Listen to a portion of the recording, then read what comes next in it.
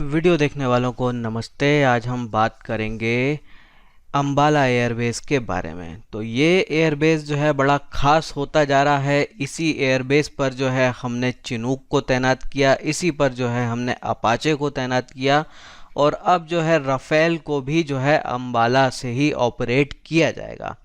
तो क्या ख़ास है जो है अंबाला एयरबेस में कि इतने सारे जो नए नए एयरक्राफ्ट हम ले रहे हैं जो कि बड़ी हाई वैल्यू के हैं, वो सारे के सारे अंबाला में ही जो है रखे जा रहे हैं, वहीं से ही ऑपरेट किए जा रहे हैं। तो क्या इसके पीछे का कारण है? तो इसकी ज़रा हम ज्योग्राफी को देखें तो ये है अंबाला का मैप। अंबाला जो कि हरियाणा राज्य के अंदर आता है, वहाँ पे जो है ये होता है। तो इसको ज़रा देखिए, इसका डिस्टेंस कितना है पाकिस्तान से और चाइना से। तो अगर हम इसके डिस्टेंस को देखें तो इसका डिस्टेंस जो चाइना से है, यहाँ से करीब जो चाइना से दूरी आ जाती है, इसको अगर हम करें तो ये दूरी जो है काफ़ी सही है। ये दूरी जो है वो है 240 किलोमीटर की।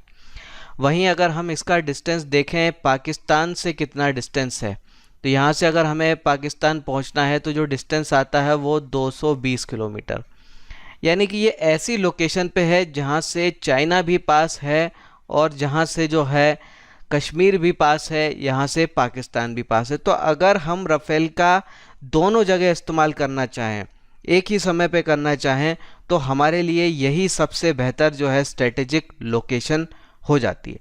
अब एक सवाल ये भी हो सकता है कि श्रीनगर में क्यों नहीं, लेह में क्यों नहीं, वहाँ से तो और भी पास हो जाता है। तो उसका भी जो है कुछ कारण है। तो बिल्कुल पास होना भी सही नहीं होता। हमको जो है इस प्रकार का डिस्टेंस चाहिए कि दुश्मन से बिल्कुल पास ना हो, क्योंकि अगर बिल्कुल पास हुआ तो क्या होगा, दुश्मन जब स्ट्राइक करेगा तो हमको तैयार होने के लिए जो समय मिलेगा वो बड़ा कम होगा और ऐसे कम समय में जो है हमारा नुकसान हो सकता है, इसके चांसेस हो जाते हैं। तो अगर हम बिल्कुल क्लोजली इसको रख दें लेह में या श्रीनगर में, तो ये चीज़ जो है काफ़ी रिस्की हो जाती है। तो हमको एक ऐसा डिस्टेंस चाहिए जहाँ पे हम हमारे पास एक सफिशिएंट जो है रिएक्शन टाइम हो कि हम जो है रिएक्ट करने के लिए जो है हम टाइम लें। तो यहाँ से अगर चाइना के एयरफोर्स हम पर अटैक करे या पाकिस्तान की एयरफोर्स अंबाला पर अटैक करने की कोशिश करे, तो उनको 200 प्लस किलोमीटर का डिस्टेंस जो है पार करके आना पड़ेगा और इस 200 प्लस तक पहुँचने में जो है हमें करीब 8 से 10 मिनट का एक्स्ट्रा रिएक्शन टाइम मिल जाएगा। तो ये एक्स्ट्रा रिएक्शन टाइम में जो है हम जो है अपनी सुरक्षा के लिए जो है सारे इंतज़ाम जो है कर सकते हैं और हमारे जो फॉरवर्ड एयरबेस हैं वहाँ से भी जो है हमारे एयरक्राफ्ट उड़ जाएंगे और चीज़ों को काउंटर करना जो है वो शुरू कर देंगे। तो हमको जो है ये एक बड़ा सा जो है प्लस पॉइंट मिल जाता है कि इसका डिस्टेंस ना तो बहुत ज़्यादा कम है ना ही बहुत ज़्यादा है। तो अगर हमको हमला करना है तो भी जो है हमारे लिए बहुत बढ़िया है और अगर हमको डिफेंड करना है तो भी जो है ये हमारे लिए बहुत बढ़िया है। तो बहुत सही रिएक्शन टाइम जो है हमको यहाँ पे मिलता है।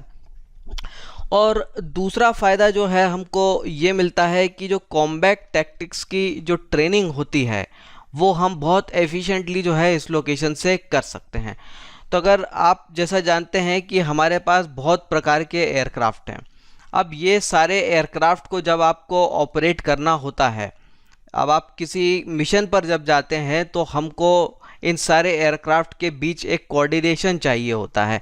हर एयरक्राफ्ट की अपनी कुछ खूबियाँ होती हैं, अपनी कुछ खामियाँ होती हैं और उन खूबियों और खामियों को बैलेंस करते हुए हमारा पूरा प्लान तैयार होता है कि कहाँ पे किस तरीके से काम करना है। तो सारे अलग अलग तरह के एयरक्राफ्ट के बीच कोऑर्डिनेशन हो, उनकी बढ़िया डेटा लिंकिंग हो, उस चीज़ की भी प्रैक्टिस जो है ज़रूरी होती है और ये प्रैक्टिस जो है सही तरीके से यहीं पर हो सकती है।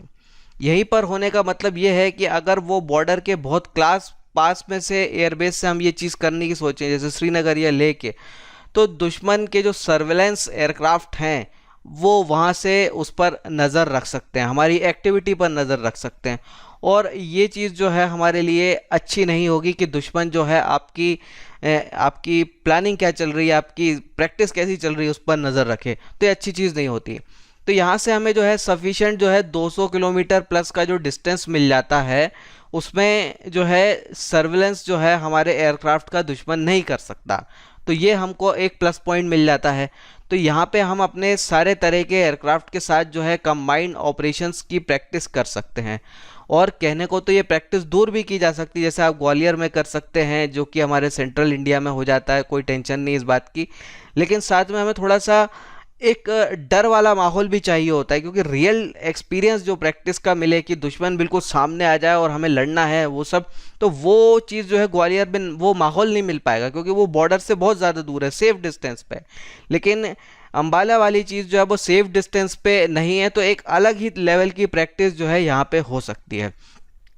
तो यही बड़ा कारण है कि हमारे जो भी हाई वैल्यू एसेट हैं वो आज के समय में जो है कहाँ पे रखे जा रहे हैं, वो पहुँचाए जा रहे हैं अंबाला में। चाहे हम चिनूक की बात करें, चाहे हम अपाचे की बात करें, और अब अगर हम राफेल की बात करें तो राफेल भी जो है यहाँ पर ही आ रहा है। तो 36 राफेल जो है हम लेंगे, उसमें से जो है 18 से 20 जो है वो अंबाला में ही से ऑपरेट करेंगे, और उसके ऊपर के जो है वो बंगाल में जो एयरबेस है वहाँ से ऑपरेट करेंगे। अब इसकी अगर हम हिस्ट्री भी देखें तो हिस्ट्री भी बड़ी शानदार इस एयरबेस की रही है।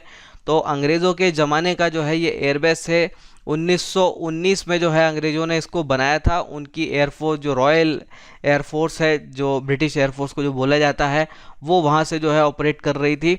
और वर्ल्ड वार में भी जो है इनके एयरक्राफ्ट जो है इसी जगह से जो है सॉर्टीज़ करते थे। कारगिल युद्ध की बात करें तो 234 जो है यहाँ से उड़ान भरी गई थी कारगिल युद्ध में जो है इसी अंबाला एयरबेस से।